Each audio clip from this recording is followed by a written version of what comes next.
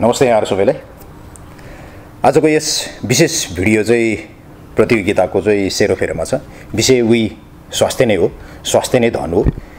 एउटा साधारण व्यक्तिलाई जति स्वास्थ्य अपरिहार्य हुन्छ, एउटा बडी बिल्डिङको प्रतिस्पर्धीलाई पनि स्वास्थ्य उति नै अपरिहार्य हुन्छ। त्यसैको विषयमा आज यस भिडियो रहेको छ। र अहिले नेपालमा बडी बिल्डिङ प्रतियोगिताको चाहिँ माहौल तातिरहेको छ। अहिले नेपालमा बिहान भइरहेको छ। अब बिस्तारै प्रतिस्पर्धीहरू तयारी अवस्थामा रहेका छन्। सायद उहाँहरूले यो भिडियो भेट्नुभयो भने अवश्य पनि एकचोटि हेर्नु होला। र अथवा उहाँको कोच, म्यानेजर, घर परिवारका साथी मित्रहरू कसैले देख्नुभएको छ भने पनि एकचोटि यो भिडियोलाई चाहिँ अवश्य पनि हेरेर मनन गर्नु होला। यसै विषयमा रहेको छ। अहिले नेपालमा नेपालकै सर्वाधिक लोकप्रिय बडी बिल्डिङ प्रतियोगिता धर्मश्रीको 17औं संस्करण चलिरहेको छ। यसै भिडियो मार्फत चाहिँ म आयोजक नेपाल व्यायाम मन्दिर र धर्मश्री जुन प्रतियोगिता छ, एकदमै सफलतापूर्वक कुनै दुर्घटना नभइकन, कुनै पनि प्रतिस्पर्धीहरूलाई दुर्घटना नहोस् भन्ने कामनासहित त्यो सफलताको चाहिँ हार्दिक शुभकामना व्यक्त गर्न चाहन्छु। बडी बिल्डिङ गाह्रो विषय छ भन्ने कुरा धेरैले बोलिरहेका छन्, हैन? धेरैले बोलिरहेका छन्।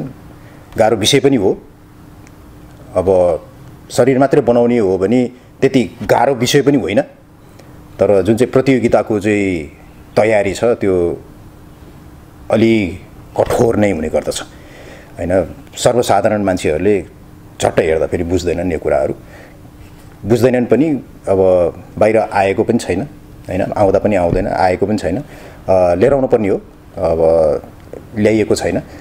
त्यो कारणले गर्दा फेरि सर्वसाधारण मान्छेहरूले चाहिँ बडी बिल्डिङलाई गाह्रो मात्रै भनेर चाहिँ बुझिरहेको हुन्छ। तर जुन चाहिँ बडी बिल्डिङको चाहिँ प्रतियोगिताको जुन चाहिँ तयारीको क्षण हुन्छ त्यो भयङ्कर कठोर हुन्छ, हैन? यसको अनुभव मलाई पनि छ। र यो भिडियो चाहिँ सबैजनाको लागि हो। आजको प्रतियोगिताको लागि मात्रै होइन। यस्तो प्रतियोगिताहरू भइरहन्छन्, आइरहन्छन्, गइरहन्छन्। प्रतिस्पर्धीहरू तयारी भइरहेको हुन्छन्, हैन? तर हामीले हाम्रो स्वास्थ्यलाई जहिले पनि ध्यान दिनुपर्ने हुन्छ। र यो विषय चाहिँ प्रतियोगिता पछिको स्वास्थ्य। हामीले हेर्दाखेरि प्रतियोगिता भनेको स्टेज मात्रै हो। हाम्रो शरीर एकछिनको शरीर मात्रै होइन। हाम्रो स्टेजको एकछिनको लागि हो, क्षणिक हुन्छ। तर स्वास्थ्य सदाको लागि हुन्छ, हैन? र यो भिडियो चाहिँ विशेष गरी चाहिँ पछिको लागि हो है। सबैजनाले बुझ्नुपर्छ यो कुराहरू, हैन? मैले पनि तयारी गरेँ भने मैले पनि बुझ्नुपर्छ। मैले पनि त्यो कुरालाई चाहिँ अवलम्बन गर्नुपर्ने हुन्छ। सबैजनाले चाहिँ यो कुरालाई विशेष ध्यान दिएर गऱ्यो भने हामी आफ्नो स्वास्थ्यप्रति धेरै सजग रहन सक्छौँ। जुन चाहिँ प्रतियोगिताको चाहिँ त्यो बन्द सत्र हुन्छ, हैन? अभ्यास हुन्छ। व्यायाम त कठोर छँदैछ, खानपिन पनि भयङ्कर कठोर हुन्छ, हैन? धेरै कुराहरूमा चाहिँ कम्प्रोमाइज गर्नुपर्ने हुन्छ, गरेको पनि हुन्छन्, हैन? सबैजनाले, चाहे प्राकृतिक होस् चाहे अप्राकृतिक होस्, चाहे कुनै ड्रग्स प्रयोग गरेर गरेका हुन्, स्वास्थ्य नै हुन्छ फेरि, हैन? र हामीले एउटा सूक्ष्म रूपमा चाहिँ के हुन्छ भन्दा फेरि प्रतिस्पर्धीले कम्प्रोमाइज गर्ने भन्ने कुरा चाहिँ स्वादमा हो। एउटा स्वादमा मात्रै कम्प्रोमाइज गरेको हुन्छ। तर हाम्रो आन्तरिक शरीरले धेरै चिजहरूमा चाहिँ कम्प्रोमाइज गरिरहेको हुन्छ, हैन? कम्पिटिसनको त्यो स्टेजमा उत्रिने बेलासम्म चाहिँ हाम्रो शरीरबाट धेरै चिजहरू चाहिँ ह्रास भइसकेको हुन्छ, ह्रास आएको हुन्छ त्यसमा हाम्रो शरीरभित्र, हैन? नुन, चिनी, तेल एकदमै बारेर बसेको अवस्था हुन्छ। हाम्रो शरीरभित्रबाट चाहिँ धेरैभन्दा धेरै इलेक्ट्रोलाइटहरू चाहिँ नाश भइसकेको हुन्छ, हैन? अन्तिम क्षणमा आएर चाहिँ मान्छेहरूले चाहिँ पानी पनि बार्ने अवस्था आउँछ। त्यो पानी पनि नपिउने चाहिँ अवस्था आउँछ। त्यो अवस्था के को लागि भन्दाखेरि मसल्सको चाहिँ गुणस्तरको लागि हो हैन। मसल्सको चाहिँ गुणस्तरको लागि चाहिँ अब यो बडी बिल्डिङ प्रतियोगिता भनेकै मसल्सको गुणस्तरको खेल हो हैन। यति यो भन्दाखेरि अत्युक्ति नहोला हैन। मसल्सकै गुणस्तरको चाहिँ खेल हो भनेर भन्दाखेरि चाहिँ अत्युक्ति नहोला। अब पानी किन सुकाउनु पर्छ भन्ने कुरा पनि एउटा सानो जोड दिइहाल्छु हैन। हाम्रो मसल्स चाहिँ 70% चाहिँ पानी हुन्छ हैन। 70% पानी हुन्छ र 70% पानीमा चाहिँ पानी जति बाहिर निकाल्यो हाम्रो मसल्सको रेसाहरू चाहिँ देखिने हुन्छ। तपाईँ हामीले फोटोमा अथवा भिडियोमा बडी बिल्डरहरूको चाहिँ मसल्सको चाहिँ रेसा देखिएको हुन्छ। त्यो देखिएको मतलब हाम्रो शरीरको मसल्सबाट चाहिँ पानीहरू चाहिँ अलिकति कम भएको हुन्छ हैन। त्यो कारणले गर्दाखेरि अन्तिममा गएर चाहिँ पानी नपिउनुको कारण चाहिँ के हो भन्दाखेरि चाहिँ शरीरबाट पानी सुकाउनको लागि यति धेरै कठोर हुन्छ हैन। र बडी बिल्डिङको स्टेज एकछिनको लागि हुन्छ, त्यो पछिको चाहिँ स्वास्थ्य सबैभन्दा महत्त्वपूर्ण हुन्छ हैन। बडी बिल्डिङ अब कम्पिटिसन सकिएपछि चाहिँ अब हाम्रो मानसिकता के हुन्छ, ल अब कम्पिटिसन सक्यो मैले जे गरे पनि हुन्छ भन्ने जस्तो हुन्छ हैन।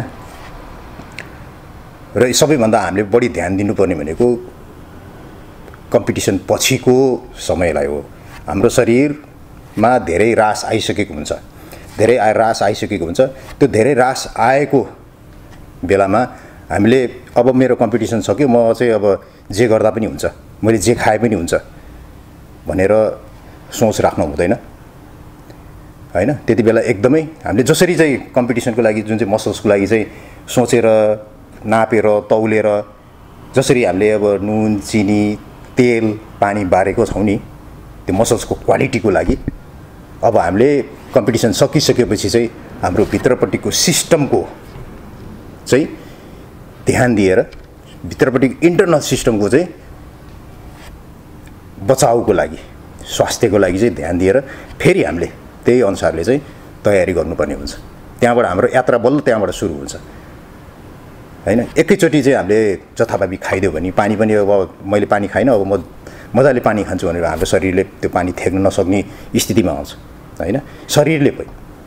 शरीरभन्दा पनि तपाईँको किडनी फेल हुन सक्ने चान्स एकदमै हाई हुन्छ हैन। लिभरमा बढी भार पर्न जान्छ, आन्द्रा सुकेर गएको हुन्छ, एकैचोटि आन्द्रामा भार पर्न जाने हुन्छ हैन। हाम्रो अग्नि सुकेको हुन्छ, जुन चाहिँ जठराग्नि हुन्छ, जठराग्नि सुकेको हुन्छ त्यति बेला हैन। त्यो जठराग्नि एकैचोटि अब खानेकुराहरू धेरै खाँदाखेरि चाहिँ जठराग्निलाई आपत पर्न सक्छ हैन। त्यो कारणले गर्दाखेरि यो चिजलाई चाहिँ विशेष गरी ध्यान दिनुपर्छ। अब एउटा उदाहरणको लागि ड्यामबाट चाहिँ पानी धेरै खोलिदियो भने के हुन्छ, त्यसले त बाढी आउँछ नि हैन। हाम्रो तराईतिर जुन चाहिँ अब यो बर्खाको बेलामा ड्याम खोलिदिएको कारणले धेरै बाढीहरू आएका छन्। किन भन्दाखेरि चाहिँ त्यो थ्याक्न सक्दैन, हाम्रो शरीरले त्यो थ्याक्न सक्दैन हैन। मेरो कम्पिटिसन सकिहाल्यो, मैले जे गरे पनि हुन्छ भनेर यो विचार गर्नु हुँदैन।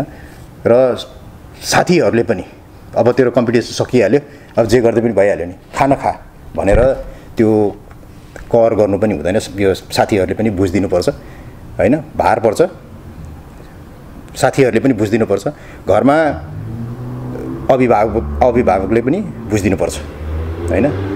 तेरो अब कम्पिटिसन सकिहाल्यो, त खान के हुन्छ र, पछि फेरि जिम गरिहाल्छस् नि। त्यस्तो हुँदैन, हाम्रो शरीरले त्यो भार थ्याक्न सक्दैन। त्यो थ्याक्न नसकेको कारणले गर्दाखेरि धेरै मान्छेहरू बिरामी परेका छन्। हाम्रा बडी बिल्डरहरू कम्पिटिसनपछि धेरै मान्छेहरू चाहिँ धेरै त्यो बडी बिल्डरहरू बिरामी परेका छन्। उनीहरूले कुराहरू बाहिर नलिएर आए पनि हैन, भित्रभित्र आन्तरिक रूपबाट चाहिँ मबाटमा पनि कति सूचनाहरू आइसकेका हुन्छन् कि यो मान्छे यो कम्पिटिसनपछि बिरामी भयो भन्ने चिजहरू चाहिँ अब यस्तो सूचनाहरू चाहिँ आइरहेका हुन्छन्। त्यो कारण के हो भन्दाखेरि चाहिँ साथीभाइहरूले पनि कर नगर्नु होला, जबरजस्ती नखानु होला हैन। थोरै थोरै गरेर थोरै तरल पदार्थहरू खाएर हैन, एक्कासी अब धेरै गरुङको चिजहरू हैन, सर्वाधिक एकदमै धेरै अब तारेको चिल्लो चिजहरू अवश्य पनि नखानु होला हैन। यसले चाहिँ हाम्रो भित्रपट्टि आन्तरिक सिस्टमलाई चाहिँ एकदमै बढी भार पार्छ र हामी बिस्तारै बिरामी हुँदै जान्छौँ। हामी के को लागि चाहिँ बडी बिल्डिङ गऱ्यौँ भनेर भोलि गएर हामी पछुताउनु नपरोस् अनि अर्को कुरा भनेको चाहिँ रक्सीहरू चाहिँ हैन। अब मैले जितेँ भनेर चाहिँ धेरै सेलिब्रेट नगर्नु होला पक्कै पनि। यदि तपाईँ गेम जितेर पनि त्यो सेलिब्रेसन चाहिँ तपाईँको स्वास्थ्य रहिराख्यो भने चाहिँ त्यो ठुलो सेलिब्रेसन हुन्छ हैन। त्यो कारणले गर्दाखेरि चाहे तपाईँ नेचुरल होस् चाहे अननेचुरल होस् हैन, चाहे तपाईँले सर्वाधिक एकदमै व्यापक स्टेरोइड्स प्रयोग गर्नुभएको छ भने पनि साथीहरूको लैलैमा लागेर हैन, करबलमा चाहिँ लागेर तपाईँले रक्सीहरू चाहिँ पक्कै पनि सेवन नगर्नु होला। यसले भित्रपट्टिको सिस्टमलाई बिगारिदिन्छ, हाम्रो ध्वस्त बनाइदिन्छ, हामीलाई बिरामी पारिदिन्छ। धेरै मान्छेहरू बिरामी भएका पनि छन् हैन। यसले चाहिँ हाम्रो चाहिँ मरणासन्न स्थितिसम्म पुर्याइदिन्छ हामीलाई। त्यो कारणले गर्दाखेरि पछिको स्वास्थ्य चाहिँ सबैभन्दा महत्त्वपूर्ण हुन्छ हैन, सबैभन्दा महत्त्वपूर्ण हुन्छ। जसरी तपाईँले चाहिँ प्रतियोगिताको लागि चाहिँ प्रतियोगिता गर्ने जुन चाहिँ प्रतियोगिताको चाहिँ तयारीको बेलामा साथीभाइहरूले करबल गर्दाखेरि के हुन्छ र त यो बडी बिल्डिङ गर्दाखेरि यो के अरे तैँले जिम गरेर यो पचाइहाल्छस् नि भनेर भन्दाखेरि होइन म कम्पिटिसनको लागि गरिरहेको छु भनेर कति चाहिँ तपाईँ चाहिँ आफूलाई चाहिँ अनुशासित बनाइनु भएको छ। त्यो कुरालाई एकदम मध्यनजर गर्नुहोस् होइन, त्यो कुरालाई ध्यान दिनुहोस्। र त्यही कुरा गेम पछिको यो प्रतियोगिता पछिको चाहिँ क्षणलाई पनि कसैले करबल गर्यो भने साथीको मन राख्न भनेर, घरको आमा बाउको मन राख्न भनेर आफ्नो स्वास्थ्यलाई चाहिँ धरापमा कदापि नपार्नु होला। यो विषयमा मैले 5-6 वर्ष अगाडि पनि एउटा लेख प्रकाशन गरिसकेको थिएँ। आज यस भिडियो मार्फत गर्दैछु। यदि तपाईँहरूले सुनिरहनु भएको छ हैन, प्रतिस्पर्धी साथीहरू, भाइहरू, बहिनीहरू, जो कोहीले हैन, सबैजनाको शरीर हुन्छ, भित्रपट्टिको आन्तरिक शरीर हुन्छ, बाह्य शरीर हुन्छ। बाह्य शरीर एकछिनको लागि हो, आन्तरिक शरीर पछिसम्मको लागि हुन्छ हैन। हामीलाई भार पर्ने भनेको भित्री शरीरलाई हो सुरुमा, त्यो भित्री शरीरको भार चाहिँ हाम्रो बाह्य शरीरमा आउने हो हैन। त्यो कारणले गर्दाखेरि बिस्तारै बिस्तारै खानपिनलाई एकदमै थोरै थोरै, आइसक्रिम खानुहोस्, चक्लेट खानुहोस्, थोरै थोरै चाहिँ तपाईँ अब जुसहरू खानुहोस् हैन, जुसहरू पिउनुहोस्, हल्का हल्का खानेकुराहरू चाहिँ बिस्तारै बिस्तारै खाएर 4-5 दिन 1 हप्तासम्म चाहिँ आफ्नो शरीरलाई चाहिँ भित्रदेखि चाहिँ एकदमै सेटल डाउन हुन दिनुहोस्। बिस्तारै बिस्तारै आन्द्राहरूलाई चाहिँ बढाउन दिनुहोस्। एकैचोटि धेरै नखानुहोस्। यसले एकदमै नराम्रो असर गर्छ पछि हैन। भित्रपट्टिको हाम्रो स्वास्थ्यको लागि चाहिँ, दीर्घकालीन स्वास्थ्यको लागि चाहिँ धेरै नराम्रो असर गर्छ। यो कारणले गर्दाखेरि आफ्नो स्वास्थ्यलाई विशेष ध्यान दिनु होला।